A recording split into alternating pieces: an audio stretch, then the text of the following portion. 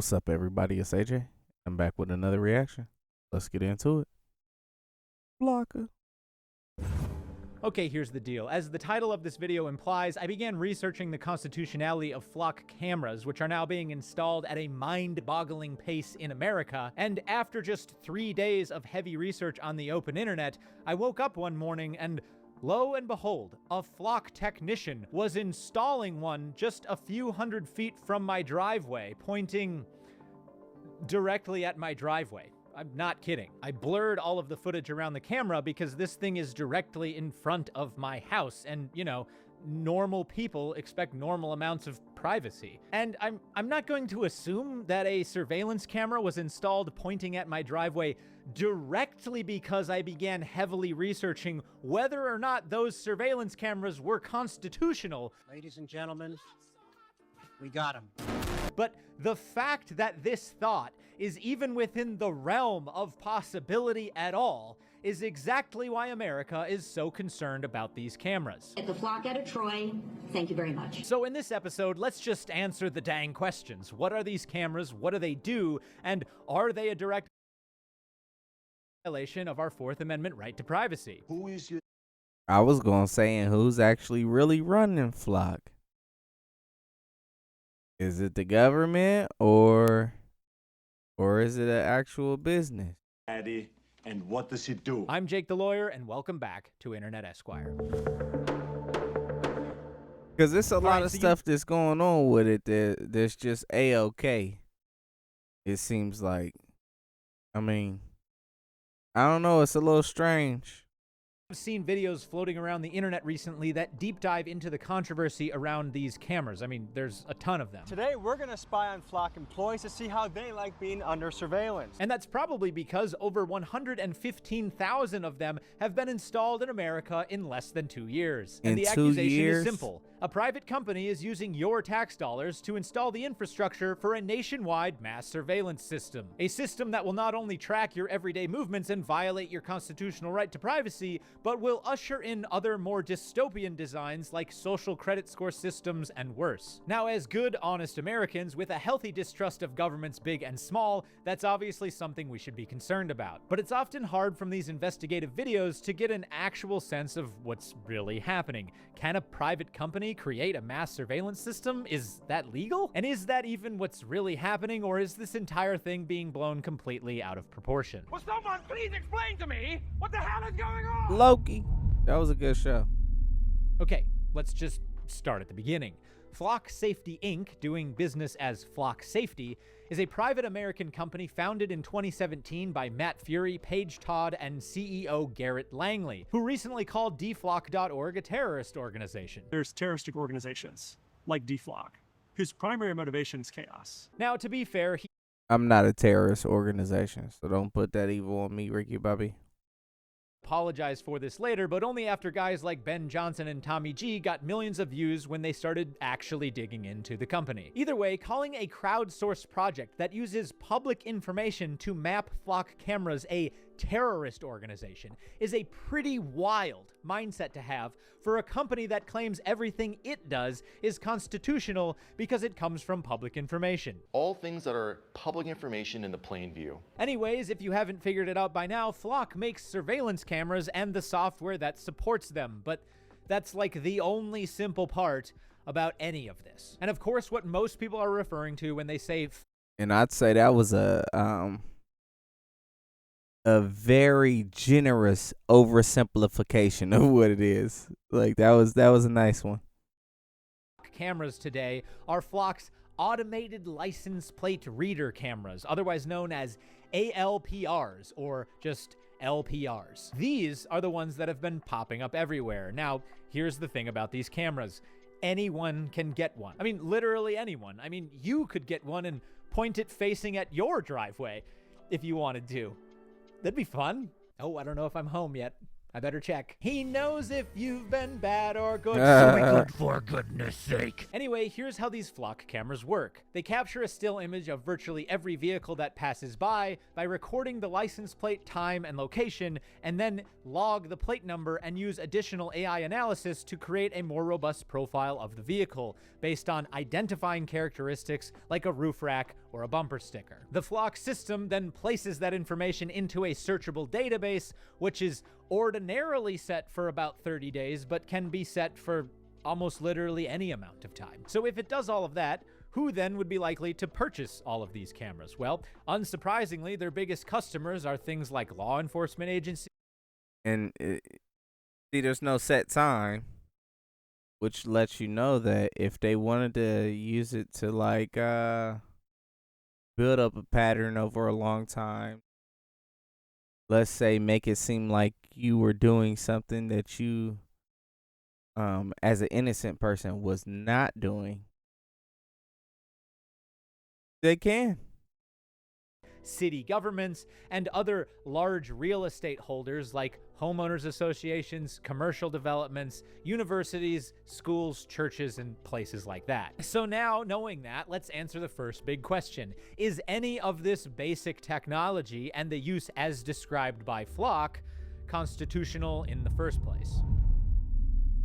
Okay, are LPRs legal? Well, the general answer is yes, license plate readers are legal, but there is a very specific context to their use that Flock seems to be hell-bent on pushing the boundaries on. And we're going to talk about all that soon, but for now, just think of it like this. Anyone can generally photograph anything that is happening on a public roadway, so long as a few basic things are kept in mind. They're in a place where they're legally allowed to be, and they are observing information that is regularly exposed to public view, which is a very legalistic way of saying things in the street can be filmed. But keep this in mind. When law enforcement does this, or when the government or any governmental agent does this, something else comes into play, the Fourth Amendment. And the Fourth Amendment says this.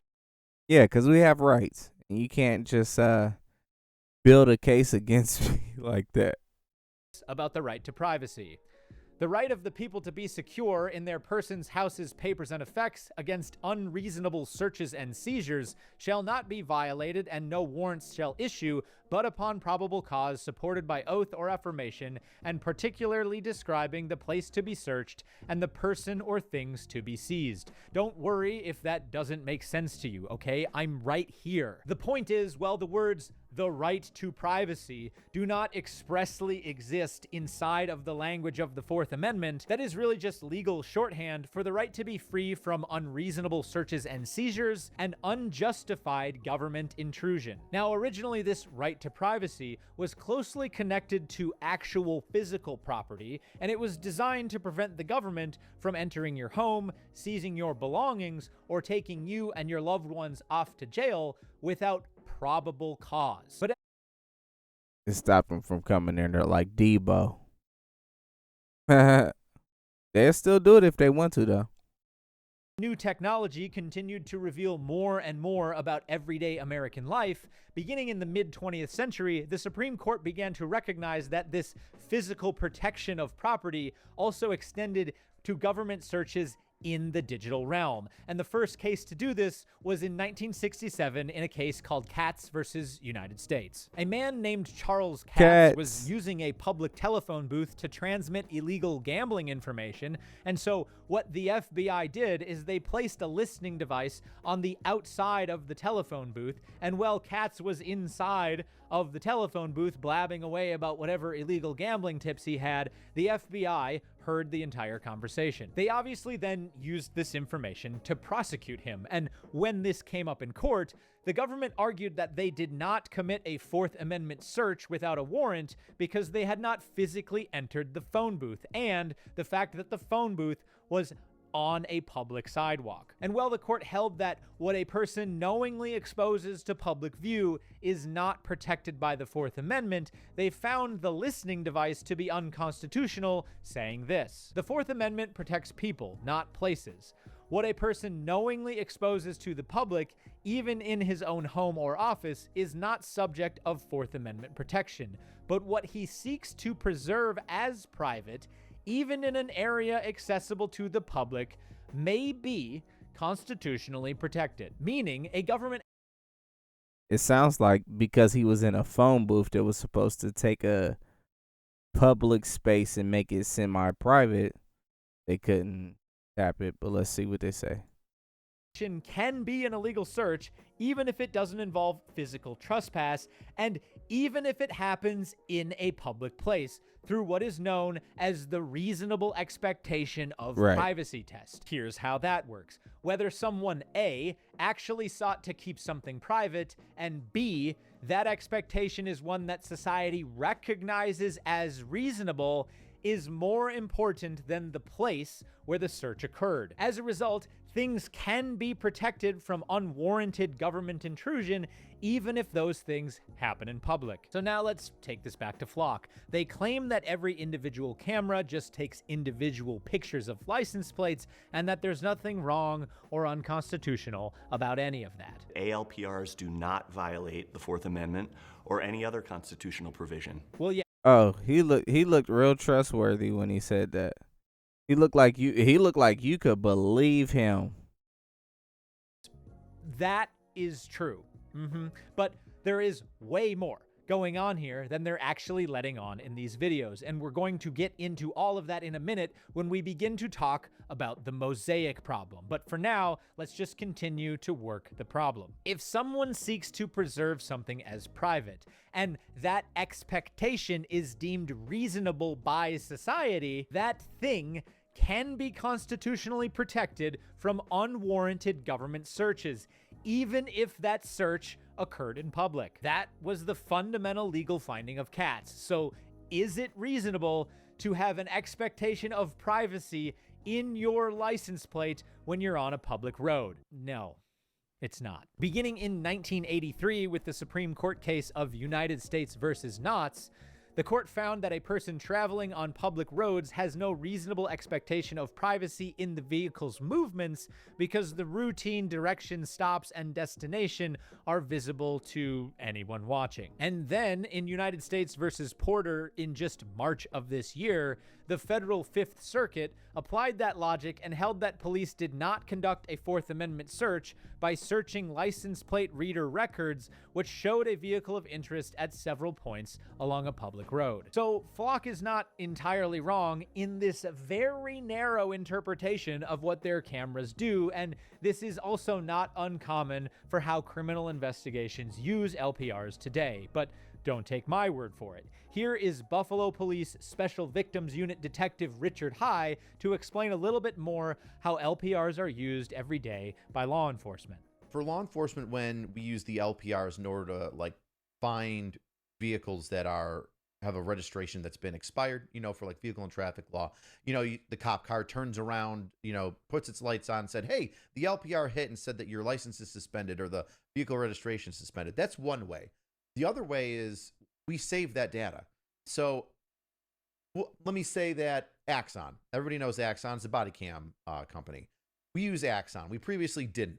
But even then, the license plate readers that we had stationary throughout the city and attached to vehicles still saved the data for a long period of time. And we could look and say, hey, this car recently was involved in a shooting. Let's run the plate and see where it comes back to previously. And then you can see how and where it would park and where it would be when it would hit those license plate readers, right? If it's a patrol vehicle that's moving around, it would say, oh, it's parked in front of this address, a whole bunch. We can assume that that's a person that lives there. And then you gather more information from using your it to build a electric or gas case. company. Like I Or said, you say, hey, this is where it was driving. We now know that it was at this scene during these times, possibly stalking somebody, or we know it came from this general direction. So it came from a direction, but now you're just gonna infer that they were stalking or what they were doing. This is the problem with having the data, because you don't know what the reason for them being over there is. You just know what you thinking what kind of thoughts you're gonna put onto this. You're gonna use the data to justify, which is just disgusting. data save, the data bank on license plates that have been read by LPRs has already been out there. Now, they may not talk to one another. You know, like Flock as a company, Axon is a company, and the other previous ones that we use is another company. Sometimes they don't mesh. Now, I believe Flock might be getting rid of that and meshing with everybody, so everybody can kind of collect data together. Right you are, Detective High. Right you are. And if you'd like to see an exclusive show available only on pepperbox.tv called Awful and Unlawful, where Detective High and I review incidents of criminality along with our friend Nolan from the Man vs. Morning podcast, or you just want to watch all of these YouTube videos over there but without ads, check out the link in the description below to get started with a 14-day free trial. Oh, I like that. Yeah, me too. The first episode of Awful and Unlawful is going to drop next week, and there are already hundreds of exclusive episodes available over there right now that you can't find on YouTube. Either way, it's a great way to support this channel and to take part in a great community. So consider jumping on over there if you're interested. Otherwise, all of my regular Internet Esquire videos will be available here on YouTube with ads or over on Pepperbox. Anyway, as Detective High stated and the Fifth Circuit Court reiterated in the case of Porter, LPR cameras are permitted as constitutional so long as they are intermittent public observations. Intermittent public observations. Intermittent. It's a word that matters. And it's important because I always say words mean things. They have definitions. You don't just get to make it up. The opposite of continuous mass surveillance tracking of the everyday movements of innocent American people. Because there are constitutional limitations to public observation, and this is something that Flock does not want you to know about, and oftentimes law enforcement can also get wrong. The idea that there is no expectation of privacy in public is not true at all. You still have a Fourth Amendment right to privacy in public, so long as your expectation of that privacy is something that society would deem as objectively reasonable. And granted, while that is a bit of a slippery definition, it is within this exact definition that the situation with Flock becomes way more complicated. All right, let's check it out. Now, increasingly since the company began, Flock technology is not just simply designed to provide intermittent information inside of a closed system. It is designed to mesh information, not just with other Flock cameras, but with entirely other surveillance and police information systems. In fact, Flock's broader platform, Flock OS, is directly marketed as... Oh, yeah, because they got the gunshot detection, and they're trying to do the whole drone thing. So, yeah, that's not intermittent. The connective layer for real-time crime centers. And according to Flock, this system can place the following information into one common operating system and map: license plate alerts, live and recorded video, third-party camera feeds, gunshot detectors, which we all know are just microphones that are actively listening, drones, computer-aided dispatch information, vehicle location information, and more. And this creates something wholly different than just a single LPR camera on a random public roadway. Imagine it this way. Imagine that LPR is connected with hundreds or even thousands of other LPR cameras. Now imagine those are all connected with drones, audio sensors, police dispatch, and more, and it's all integrated into one easy system inside of a Flock operating system. Now add in a sprinkling of facial recognition and voila, that is something entirely different than what we're talking about with LPRs. It is a... Yeah, that's crazy. That's a lot of power to give to company. I don't think anybody should have that ability to just map us all out like that all over the US. But hey, if you enjoyed this video, you want to check the rest of it out, go check out Jake the Lawyer and the Angry Cop. And send this video to your cousin.